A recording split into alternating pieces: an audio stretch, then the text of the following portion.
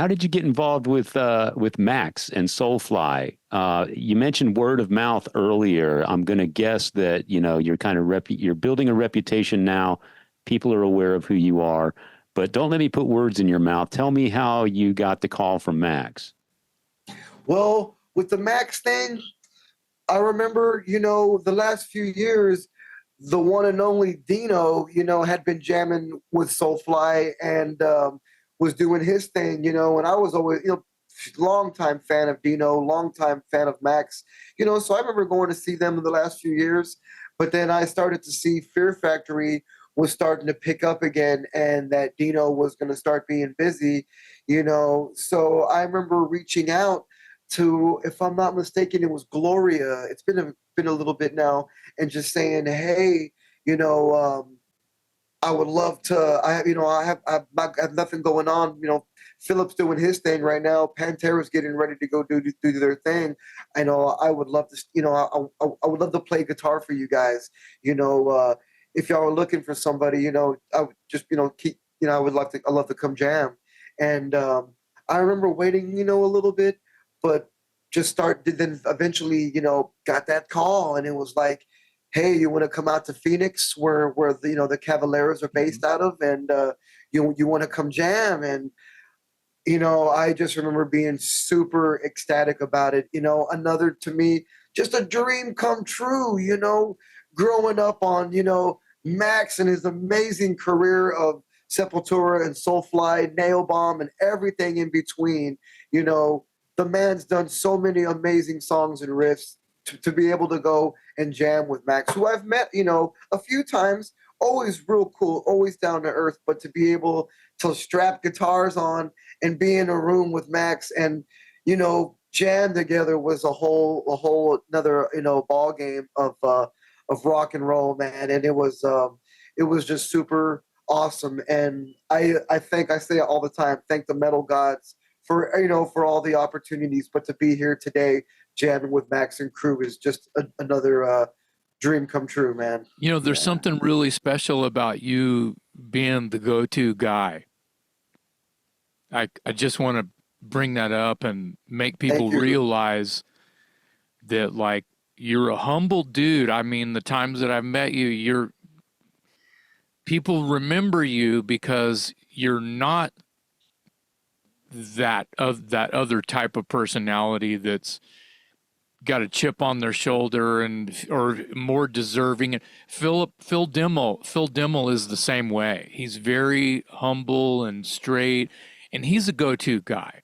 Yes, he is. Guitar players that get the call are people like Phil and you, and I'm sure there's a bunch of guys who are just, you know, not in it to win it, but they play guitar like they're in it to win it. They're in it to win it they're playing rock and roll for all the right reasons.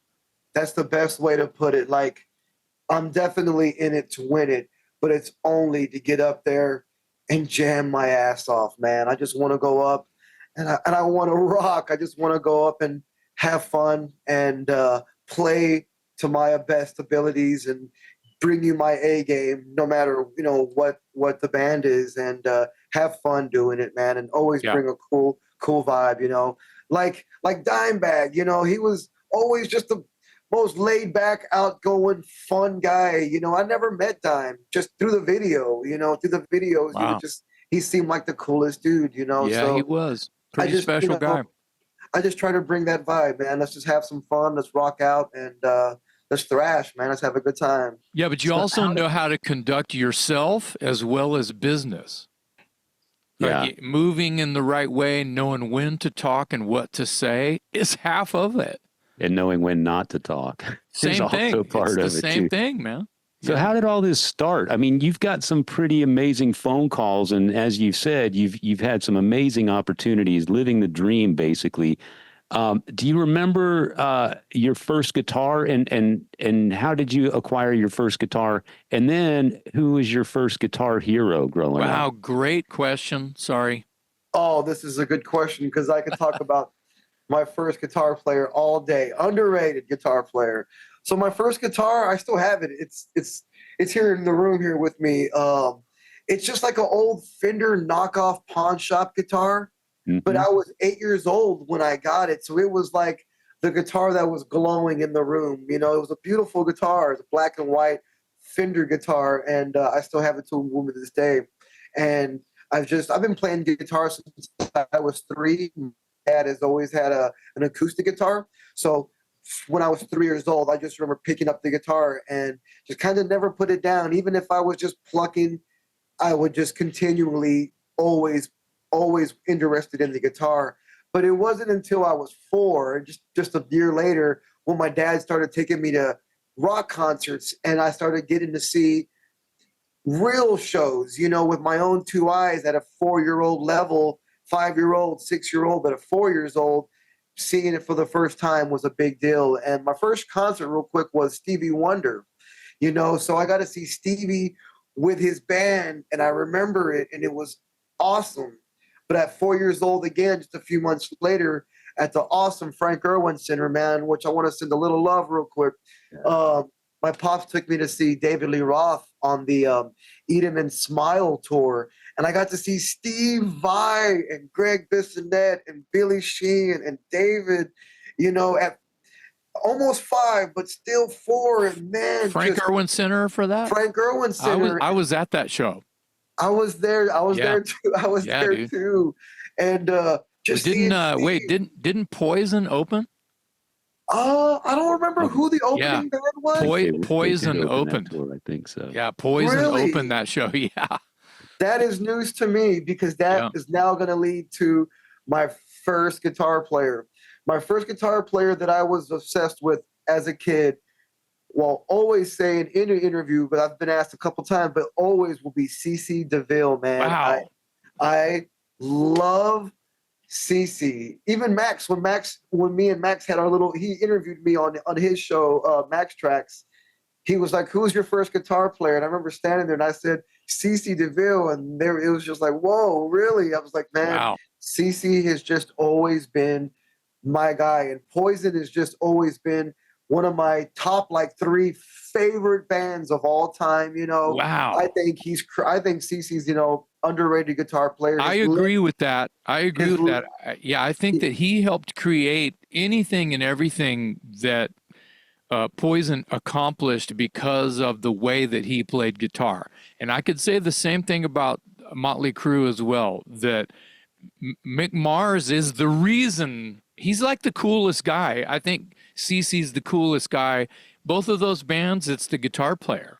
Yeah, Mick Mars. Some strange. Man. Yeah, he's a heavy player. But what is it about CC? I didn't see this coming at all, man. This is great. The look on your face, great. Dave, was awesome. Yeah, man, because I've got a soft spot in my heart for Poison, dude. And I mean, people knock me down for it all the time, but Poison just rocks, dude. They always get me in a good mood. They're always fun on stage. I mean, they're a party, dude. Totally. And it's the, you know, it's just like you said, it's the good times. You can throw them on. You can listen to nothing but a good time and be in a bad mood, but you throw that on and all of a sudden you're just like, whoa, you know, things are going to be okay. You know, you're rocking out. But for CC, it was always his style, his approach, the notes that he picked. It was just something about his approach to the guitar that I always loved, you know. He wouldn't even look. He would just be running around the stage and he'd be shredding that guitar and he'd be hitting all the right notes, man. And you can listen to certain songs. There's a song called Life Goes On. It's off the Flesh and Blood album. Yeah. His guitar playing is like sad in that song. It's like it'll put you in a down mood, man. And it's just, I've always just been a big fan of CC, and I'll always stick by that, man. He's just always been a great guitar player to me. So you went from Steve Vai to CC DeVille in one sentence. You were just like there this even effect that they have on your heart and your mind as far as a guitar player goes. And you went from Steve Vai, you were like, and I'm sorry I interrupted you, but you went right into CC DeVille, and then I was like, what? And then Dave's face went like, no, or something. I didn't see that coming, man. I mean, you play in Flesh Hoarder, dude. I mean, I was not expecting you to be so open and praising Poison and CC DeVille. I think that's awesome. You guys would be leaving me in the dust. I'm not as big a Poison guy as you guys seem to be. So, Yeah. I got to meet Brett a couple years ago. oh, right on. And I actually snuck in with my illegals pass. He was in San Marcos. He played in a little airport, which is not that big, but he played like this little stage, and he was in town for a night. And I used to use my little pass and walk past the security guy, and he was kind of doing a little meet and greet. And I just got in line, and I was wearing my Open Up and Say All original shirt, and it was like skin tight on me. And he was laughing that I busted it out, but I got like 2 minutes with Brett, and I was just like trying to tell him how much I love the band and I love the music and whatnot. So it was really, really cool, man. But hopefully one day. He is the nicest guy in rock and roll. I've been lucky enough to hang out with him many, many times. Here's a quick story for you, Mike, and you'll appreciate this because you're such a Poison fan. I actually sang on stage with them at Sunken Garden Theater in San Antonio one time. Nice. Because I had done an interview with him for the San Antonio newspaper. And then the following year, they were coming back through. This is when they started doing that summer glam slam thing where they came through every summer with a package of other 80s rock bands or whatever. So the second time they're coming through, his people call me and they say, hey, Brett really enjoyed doing the interview the last time. Would we be able to do it again? And so I reached out to my editor and I said, hey, they're offering an interview. They said, yeah, do it. So I'm talking to Brett. We're doing the interview. We're about to wrap up. And he goes, hey, I'm going to leave some passes for you. Come out to the show, say hello. And he goes, you know what? I want you to feel what I feel every night. So every night we close with Rock and Roll All Night by Kiss. You know that song? And I'm like, hell yeah, I know that song. He goes, I'm going to call you up on stage. I want you to sing it with me so you can get that excitement that I feel every night. And I'm thinking, he's just blowing smoke, man. I was like, okay, sure,